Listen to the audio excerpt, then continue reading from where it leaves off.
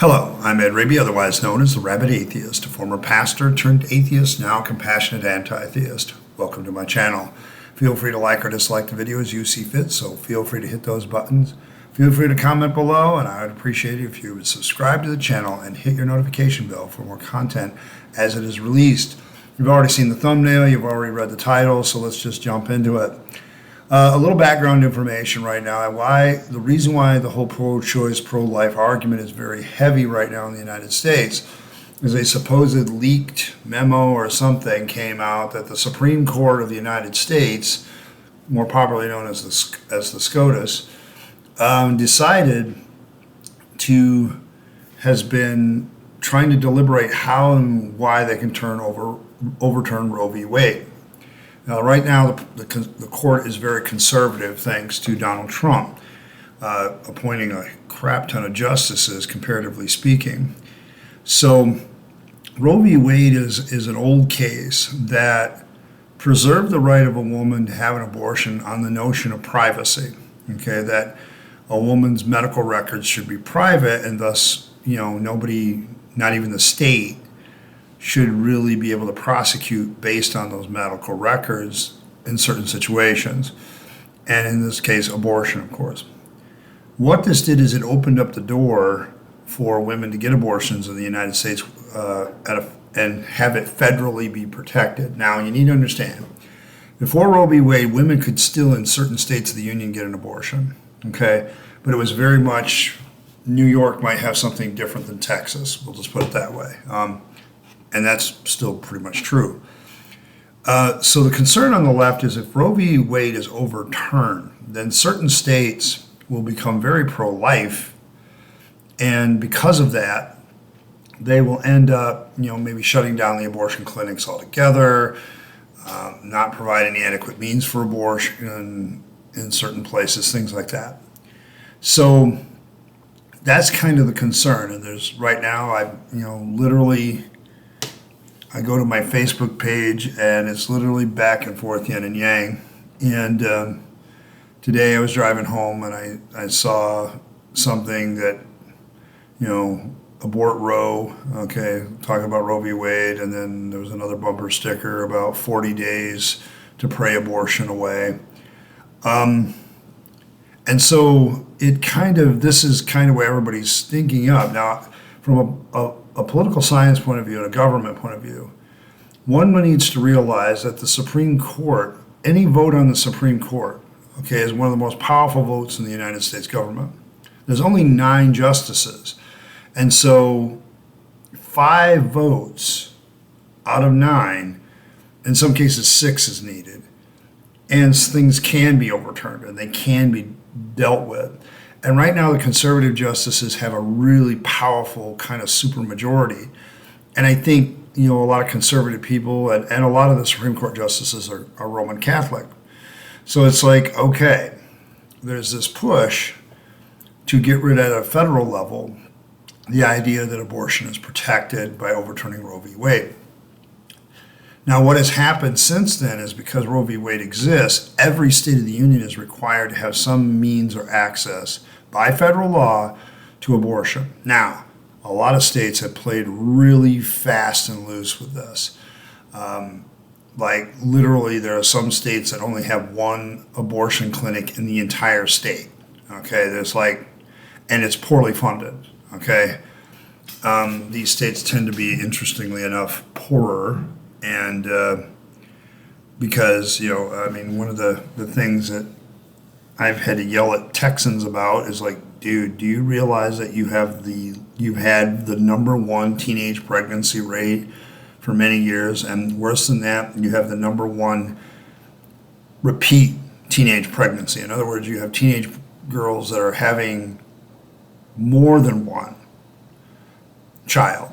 And everybody knows, who knows statistics about this. If you have that kind of situation where kids are having kids, and you have, this perpetuated poverty that results, because anybody who knows how to look at statistics understands that once you hit 20, 21, 22, and then you get married and then you start having kids, your chances of not being in a situation of poverty or poor goes up astronomically in the United States, okay, because you've gotten out of college or you've gotten out of trade school or you've got yourself more established at your job and you're starting to move forward.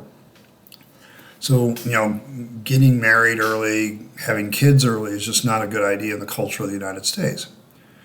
So when you see teenage girls having 2 kids before they get out of high school, yeah, that's going to lead them to being on the system.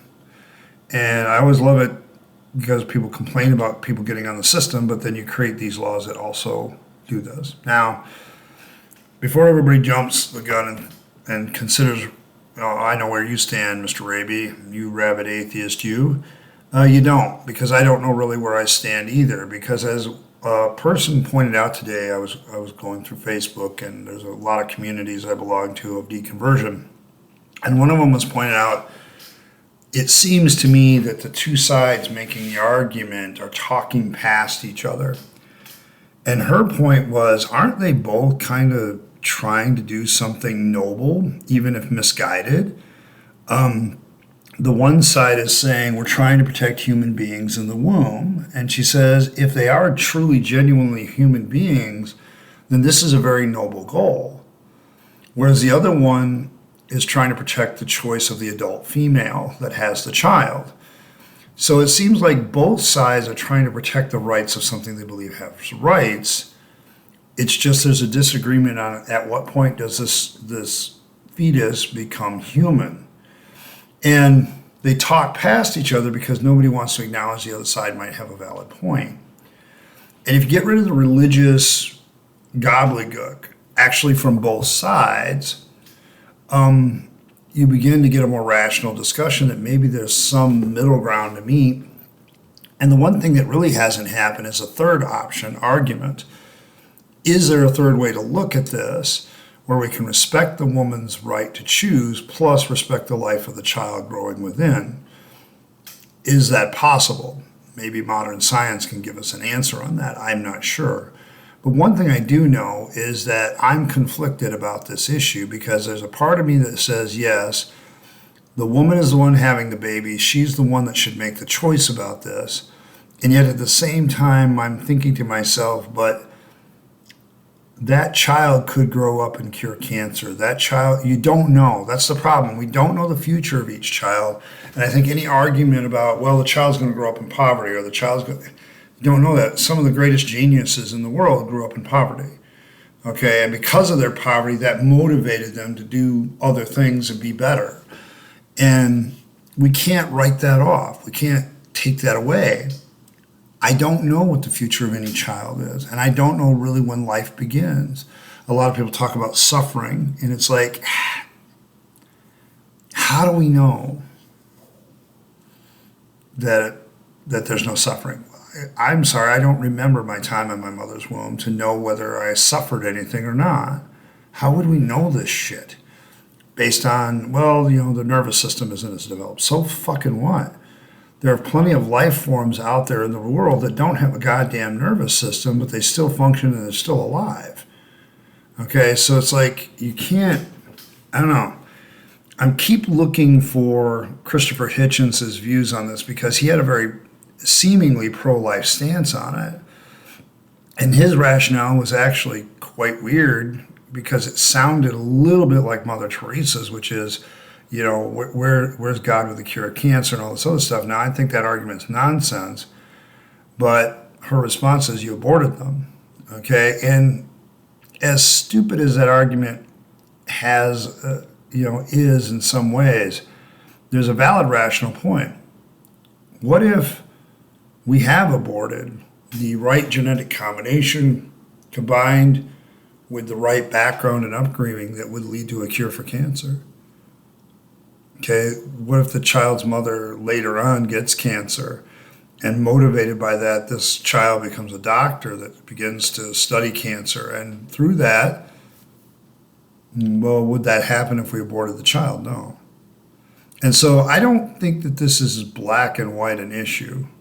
as people like to think, because I think both sides are making good points. I, as a libertarian, don't want the individual mother to be the choice to be made by the mother, but I'm also, as somebody who is kind of concerned for humanity and a humanitarian and a humanist, I look at it and say, yeah, but are we killing baby humans here? And maybe the choice, we should err on the side of life, but I don't want to force a woman into something that maybe she's not ready for. And yet the counter argument to that is, with modern birth control, if women are taking modern birth control, how the hell do they get pregnant? Now they say, well, it's only 99.9. Yeah, but it seems like a lot of these pregnancies beat the odds mysteriously. And I have to wonder, because I know of women who have intentionally stopped taking their birth control so they could get pregnant. I mean, I had several in my counselor's office where the husband wanted her on birth control, but she took it off and went, oops. And, it's like, no, that's kind of fucking manipulative. So I think the problem with this issue is everybody, the religious right wants to make it simple.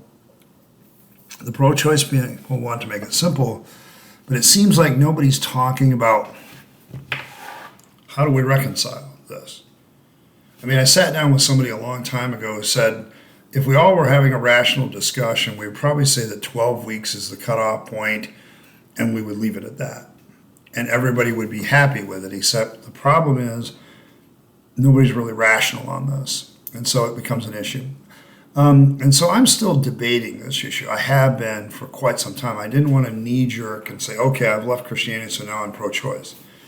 Once again, no, I want to consider each issue one at a time and be fair with it.